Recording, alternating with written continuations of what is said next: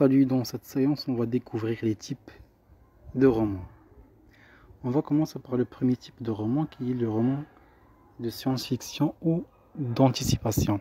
Dans ce roman-là, le narrateur, plutôt l'auteur, expose sa vision sur un fait qui se produira dans les années à venir. Donc, ce roman-là, il expose le sort, la situation de l'homme face à la technologie, face au progrès, face à la science.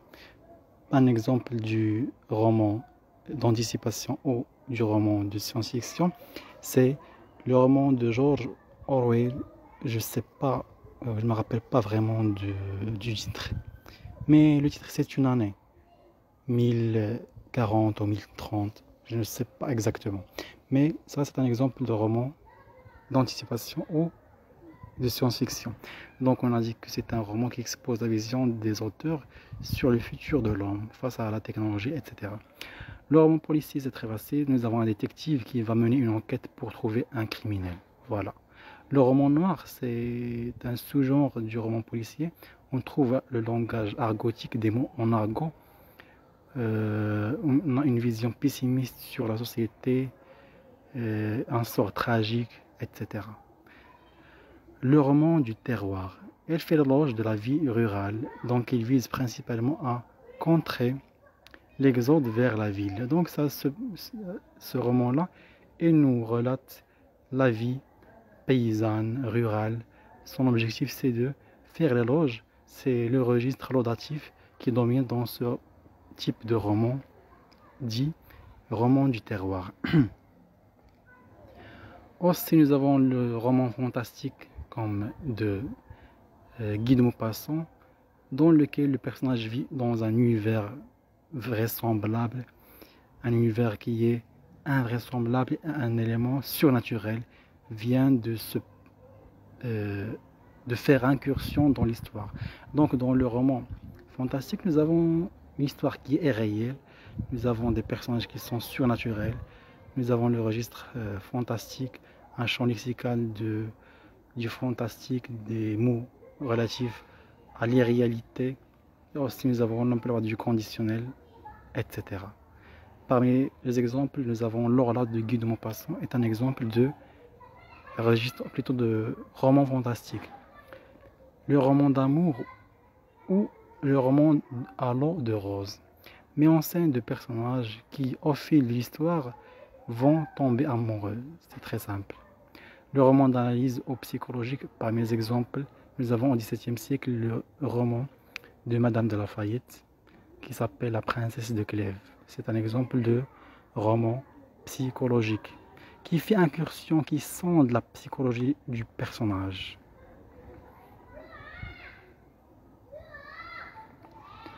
Alors nous avons le roman picaresque. Ce roman est d'origine espagnole. Donc le roman picaresque ou fiction picaresque, c'est une forme de satire populaire en Espagne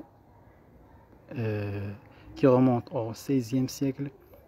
Il met en scène un héros misérable, généralement un jeune, en marge de la société qui tente tant bien que mal de survivre. Donc nous avons un personnage qui vient d'un village, de la vie rurale. Voilà, donc ça c'est le principe du roman picaresque. Le roman d'aurore, c'est un roman qui vise le plus souvent à faire peur à son lecteur. Le roman d'aventure, dont nous avons un personnage qui est aventurier, qui fait des aventures, qui voyage, qui fait des pérégrinations, des voyages inarrêtables. Voilà. Et nous avons le western, ça c'est en Amérique. Le western est une œuvre qui se déroule notamment aux États-Unis ou au Mexique durant la conquête de l'Ouest. Elle met en scène des cow-boys, des colons à la recherche d'un monde meilleur.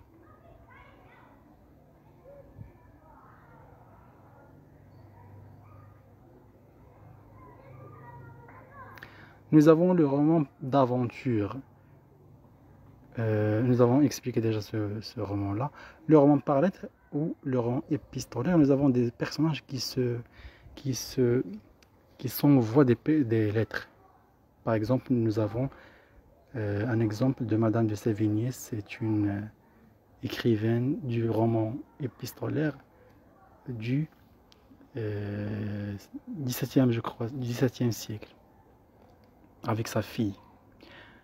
Donc c'est le roman par lettres. Nous avons le roman autobiographique dans lequel le narrateur fait un flashback, un retour en arrière pour narrer sa propre histoire.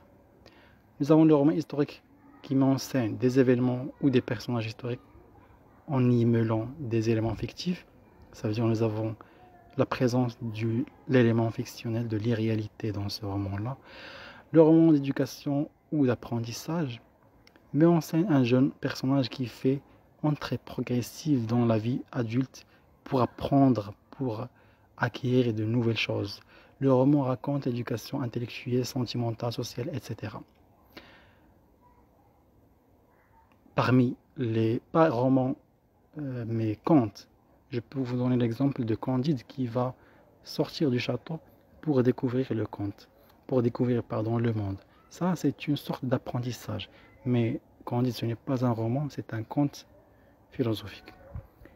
Je vous donne juste une explication de qu'est-ce que signifie le personnage va apprendre. Apprendre, ça veut dire changer du lieu, se confronter à des obstacles, en apprendre beaucoup de choses, etc. Le roman naturaliste avec Émile Zola au XIXe siècle, dans lequel le personnage ou l'auteur, il se base sur la science pour faire une histoire qui est basée sur des recherches scientifiques. Il donne une description qui est détaillée, etc. C'est un roman expérimental. Les auteurs naturalistes comme Zola désirent mesurer comme des scientifiques grâce à l'observation et l'analyse. Ça veut dire que les écrivains naturalistes, avant d'écrire une œuvre, ils passent au terrain, ils cherchent, ils observent, ils constatent pour nous donner une image très détaillée des événements qui se produiront après. Le roman précieux, c'est au XVIIe siècle.